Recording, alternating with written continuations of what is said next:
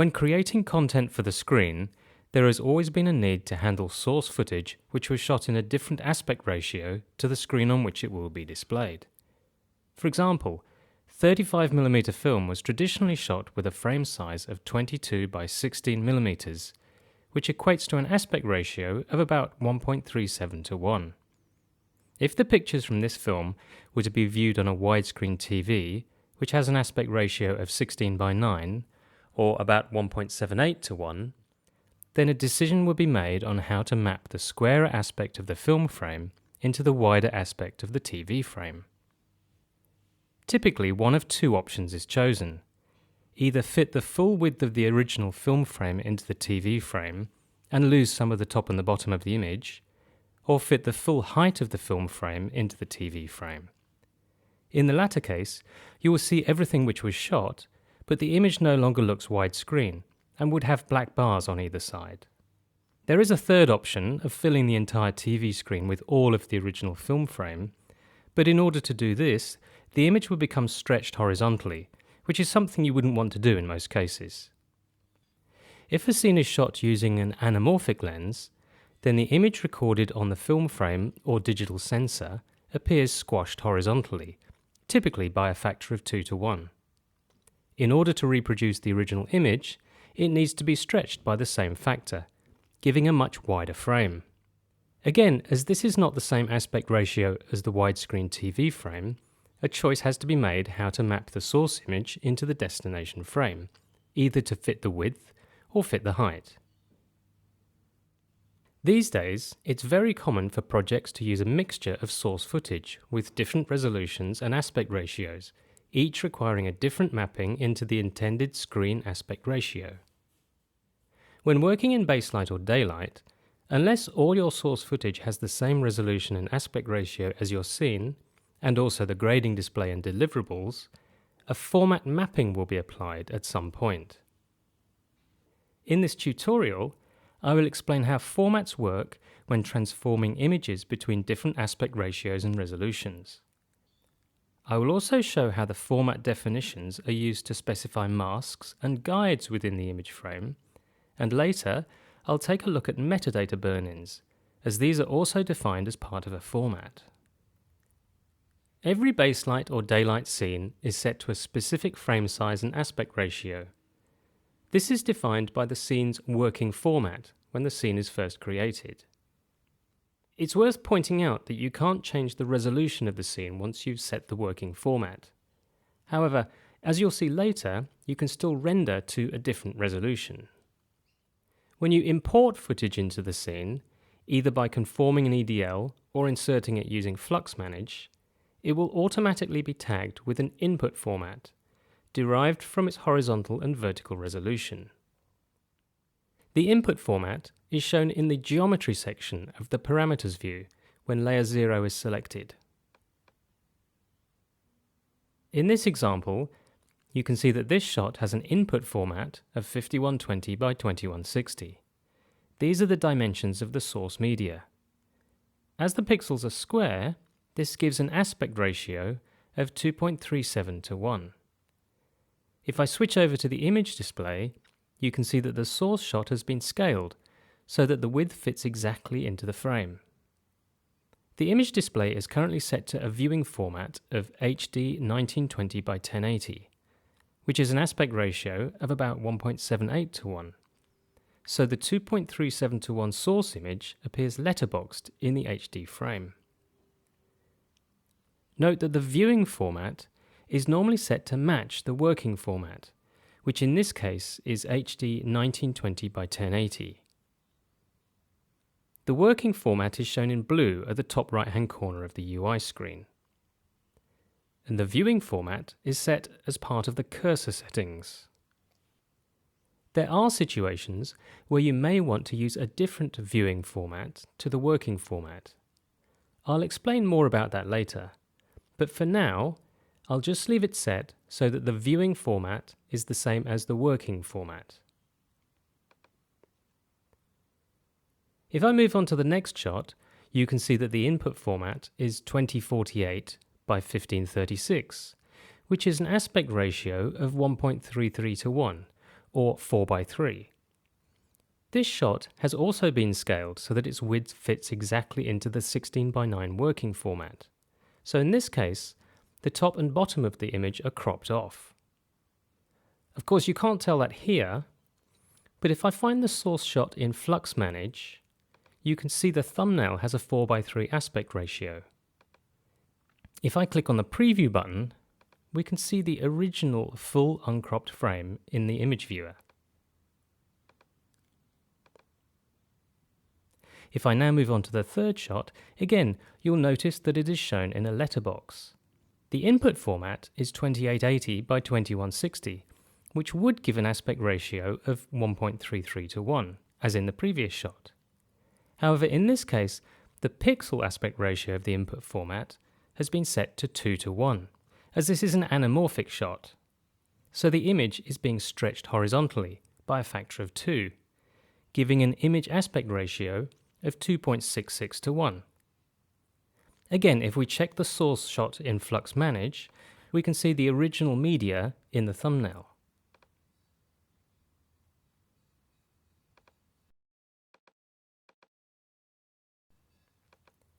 Now you may have noticed that the input formats for all these shots are shown in brackets. The brackets indicate that the system is automatically applying a basic format. Basic formats will always be mapped such that the width of the source fits into the width of the destination. Okay, so what if we don't want a shot to be mapped so that its width fits into the width of the destination? For example, we may want to fit the height of the widescreen shots into the height of the working format and crop off the sides. Or we may want to see the top of the 4:3 shot rather than the middle, which is the default mapping. Well, one way to do that is to add a transform operator and use it to scale and shift the image.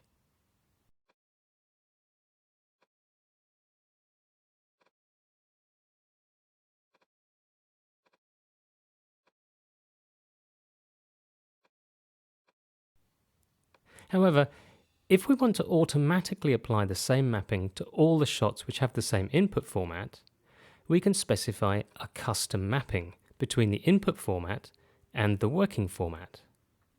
Now, it isn't possible to modify a basic format, as this is created automatically by the system when no other formats matching the input are available.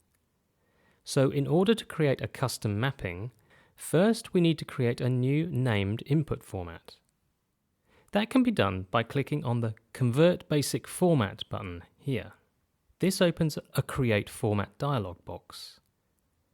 I'll enter a name for the new format, and it's a good idea to use a name which most usefully describes the format. Sometimes this may be a specific mapping for a certain camera in just one scene, for example. There is a button below this which allows you to add the new format to either just the current scene, or alternatively, you can make it available to other scenes in the current job or globally available. I'll explain more about that later, but for now, I'll just leave it set to Add to Scene Formats. Now you will see that the input format for this shot is set to Red 5K Wide Fill HD, but at this point it still has the same basic mapping applied. So now we need to set up the mapping we want by editing this new format. Formats are edited using the Formats Editor, which is accessed from the main Baselight or Daylight menu at the top of the UI screen. You can also open the Formats Editor view using the Windows F keyboard shortcut, or Ctrl-Shift and F if you're working on a Mac. You can see the format I just created in the list of formats here. This list also includes all the formats available to this scene.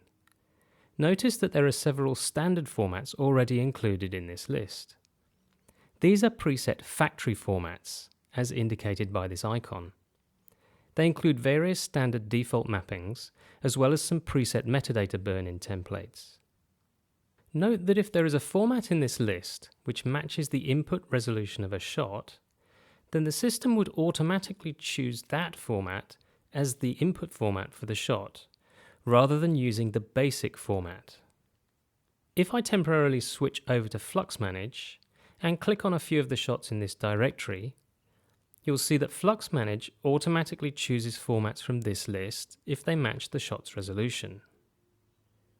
If there is no match, then a basic format is applied, as shown by the brackets around the format name.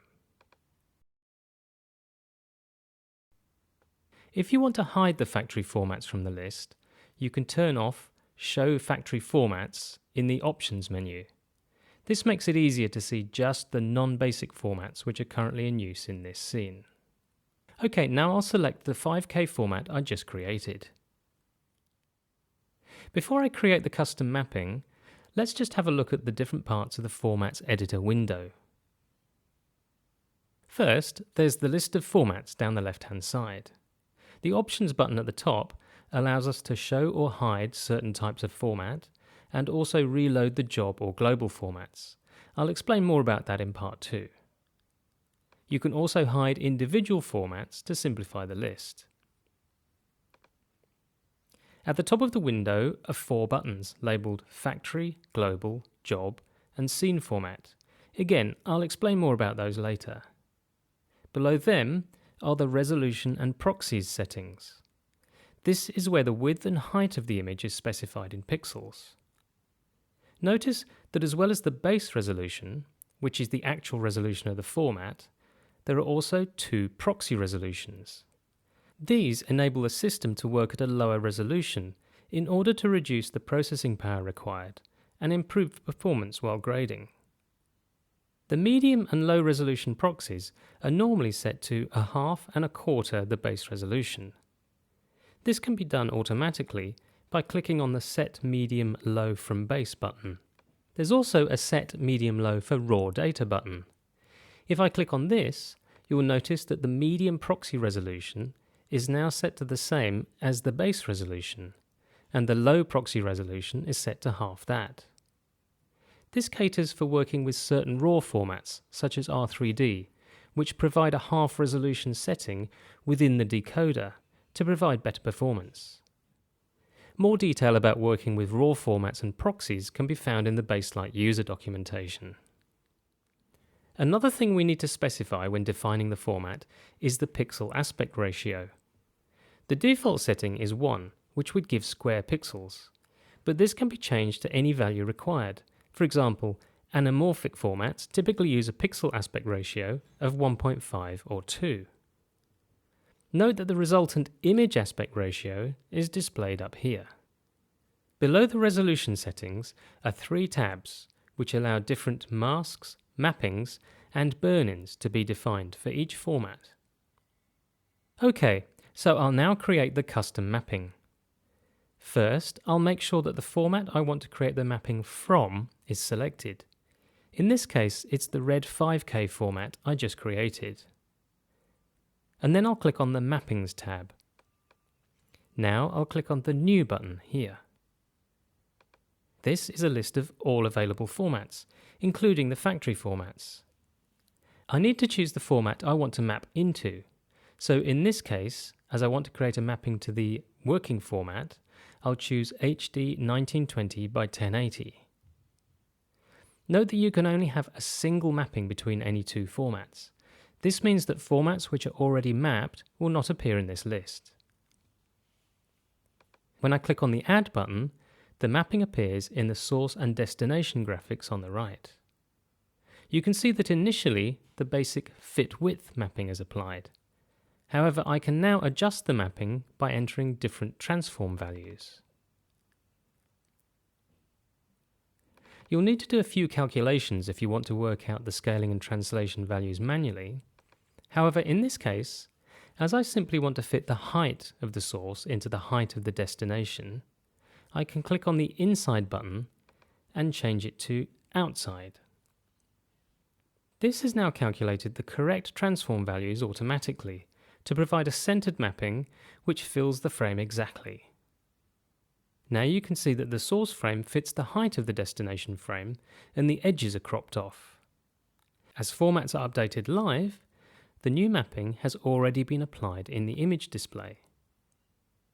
If I toggle the Inside-Outside mapping button, you can see how it changes the mapping to fit either the width or the height into the frame.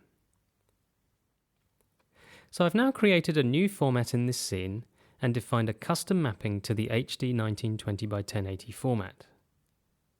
This shot is now set to use this new input format, but I can switch it back to the basic format again if I want to.